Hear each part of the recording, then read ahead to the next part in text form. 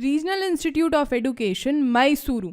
देखो आरआई मैसूरू जो है ना, ये बेसिकली स्टैब्लिश हुआ था 1963 में, सो दैट यहाँ पे केटर किया जा सके किसके नीड्स को। जितने भी सदर्न स्टेट्स हैं ना, जैसे तेलंगाना हो गया, चाहे आंध्र प्रदेश हो गया, कर्नाटका हो गया, तो जितने भी साउथ इंडियन स्टेट्स के बच्चे हैं वो यहाँ से टीचर एजुकेशन फील्ड में डिग्री परस्यू कर सके।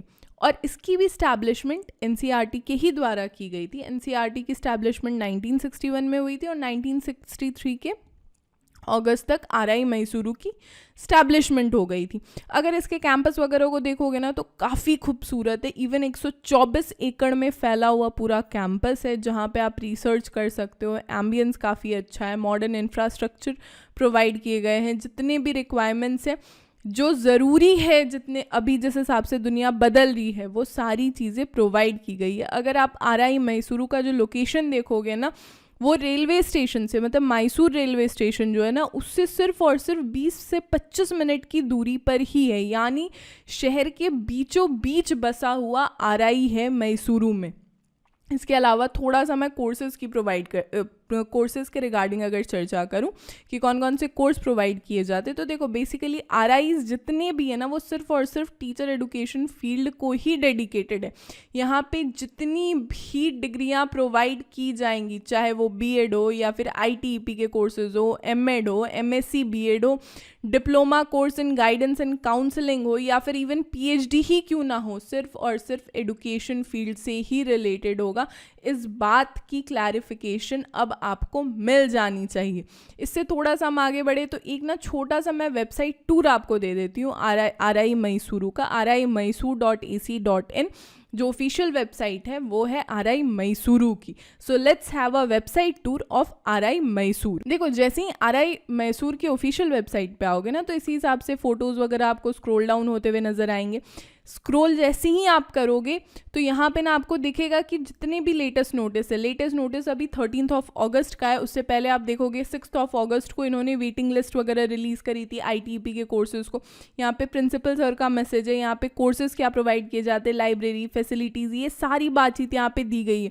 आप किस टाइम पे बात कर सकते हो। एडमिनिस्ट्रेटिव आज जो है वो 9 बजे से लेकर 5:30 बजे तक है, जिसके बीच लंच ब्रेक होता है, सेल्स काउंटर कब खुले रहते, ये सारी बातचीत यहाँ पे दी गई है। इसके अलावा इंस्टीट्यूशन क्या है, इंस्टीट्यूशन के अंडर ऑर्गेनाइजेशन, आरआई के बारे में लोगो, इन्वोकेशन, कैंपस मैप, ये आप देख सकते हो। एडमिनिस्ट्रेशन में आप देख सकते हो dean of instruction, head master of DM school, ये सारी बातचीत यहाँ पे दी गई है। कमिटीज़ कौन कौन सी है वो आप चेक कर सकते हो। अकेडमिक्स में आप देख सकते हो DESM, DESSH, geography lab, languages, RI library. Programmes कौन कौन से प्रोवाइड किए जाते हैं, अंडर ग्रेजुएट प्रोग्राम्स यानी 12th के बाद जो आप परस्यू कर सकते हो वो बीएससी बीएड, बीए बीएड है।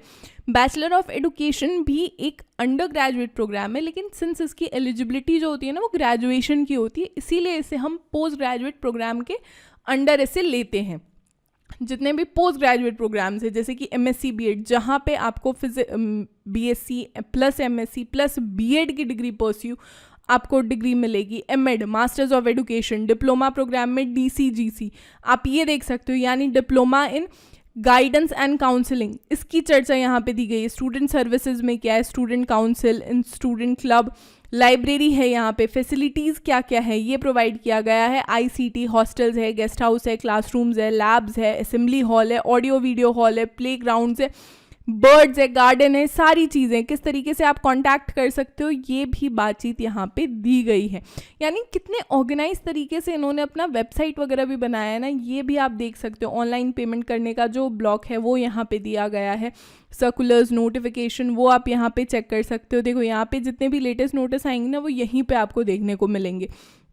इसके अलावा अगर मैं आपको यहाँ पे थोड़ा सा साइड में बताऊँ कि आरआई का वेब मेल क्या है, रिक्रूटमेंट्स कब कब होते, इसकी चर्चा भी आपको यहाँ पे दिख जाएगी। जैसे वॉक इन इंटरव्यूज़ होते हैं वो भी आप यहाँ पे देख सकते हो। So this will be all about this website tour of RI Mysore. Teacher education field से रिलेटेड किसी भी तरीके का आपको कोई डाउट है तो आप हमारे टेलीग्राम ग्रुप से जुड़ सकते हो, जहाँ पे अभिलाष सर ना बहुत से वेबिनार मीट्स करते हैं, बहुत से सेमिनार मीट्स करते हैं, जहाँ पे अभिलाष सर खुद टीचर एडुकेशन फील्ड के बारे में चर्चा करते हैं, जिसकी जानकारी आपको हमारे टेलीग्राम ग्रुप में दिखेंगी। अपकमिंग बीएड एंट्रेंस एग्जामिनेशन के रिगार्डिंग अपडेट्स के लिए आप हमारा व्हाट्सएप ग्रुप भी ज्वाइन कर सकते हो। टेलीग्राम ग्रुप और व्हाट्सएप ग्रुप की लिंक मैंने नीचे डिस्क्रिप्शन बॉक्स में दे दी है, साथ ही में कमेंट में भी पिन कर दिया है।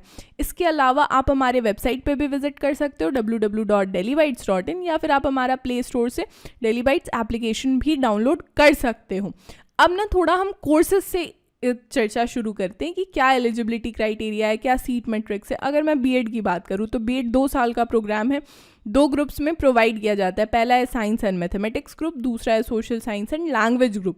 इसके अलावा अगर आप सीट मैट्रिक्स देखोगे तो 50+5 सीट्स जो है ना वो EWS कैटेगरी के स्टूडेंट्स के लिए रिजर्व की गई है, यानी 55 सीट्स जो है वो दोनों ही ग्रुप्स में डिवाइड किए गए हैं। आप यहाँ पे चेक कर सकते हो, चाहे वो सोशल साइंस का ग्रुप हो या फिर लैंग्वेज का ग्रुप हो, दोनों में ही 55 सीट्स प्रोवाइड किए जाते हैं, और जिसमें से 5 सीट जो है वो EWS कैंडिडेट के लिए रिजर्व की जाती है। कोर्स फीस क्या है, 1 साल की 14,000 रुपये है, जो कि काफ़ी नॉमिनल फीस है RIs की। एलिजिबिलिटी पे अगर मैं चर्चा करूँ, 50% एग्रीगेटेड मार्क्स होने चाहिए आपके बैचलर डिग्री में। अगर बैचलर डिग्री में आपके 50% नहीं है और मास्टर्स डिग्री आपने परस्यू ऑलरेडी कर रखा है समय के साथ, तो आप मास्टर डिग्री के भी बेसिस पे आप एडमिशन ले सकते हो। कैटेगरीज के स्टूडेंट को 5% का रिलैक्सेशन मिलता है। अपीयरिंग और फाइनल ईयर के जो कैंडिडेट्स है they are also eligible. 100% assured selection के लिए क्या करें हम बीएड में, तो देखो students, RI BEd dedicated complete course available है हमारे एप्लीकेशन पे और वेबसाइट पे भी। आप जैसे ही एप्लीकेशन डाउनलोड वगैरह करोगे ना, वहाँ पे कोर्स आपको मिलेगा, जहाँ पे आपको स्टडी मटेरियल्स मिलेंगे, लेक्चर सीरीज आपको मिलेगा, मॉक टेस्ट वगैरह आपको मिलेगा, सब्जेक्ट वाइज क्विजेज मिलेंगे, जो कि सबसे अच्छी बात है ना कि हमारे क्वालिफाइड फैकल्टीज़ ने ही इसकी डिज़ाइनिंग कर रखी। इसके अलावा मैं एलिजिबिलिटी पे एक बार और आपको ब्रीफ अगर करूँ तो 50% का जो मार्क्स है वो आपके बैचलर डिग्री में होना चाहिए, नहीं तो आप मास्टर डिग्री के भी बेसिस पे एडमिशन ले सकते हो। इसके अलावा अगर हम ITP के कोर्सेज़ की चर्चा करें, जो कि आपको 2 ग्रुप्स में मिलती है, एक तो BA BEd यानी आर्ट स्ट्रीम में, और BSc BEd जो कि साइंस स्ट्रीम में है।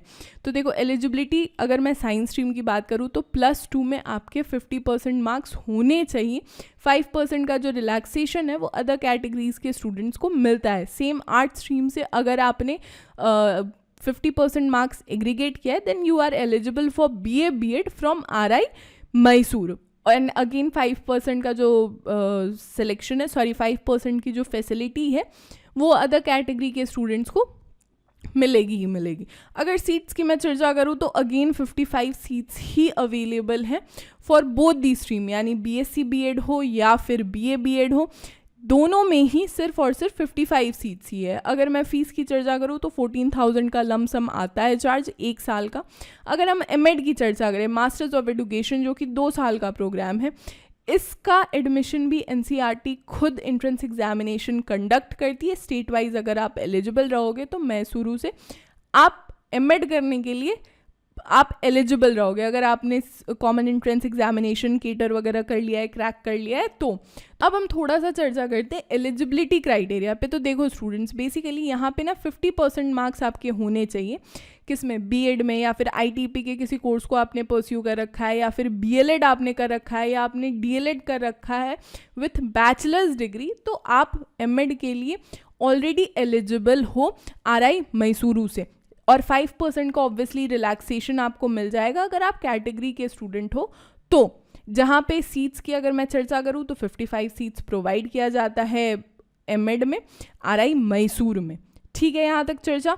अब देखो, अगर मैं कोर्स फीस की चर्चा करूँ तो 24,000 लगता है यहाँ पे, 1 साल की फ़ीस है, जो कि काफ़ी नॉमिनल है। आप प्रिपेयर कैसे करोगे, तो आप हमारे एप्लीकेशन को डाउनलोड करो, जहाँ पे RI MEd का कंप्लीट कोर्स आपको मिल जाएगा।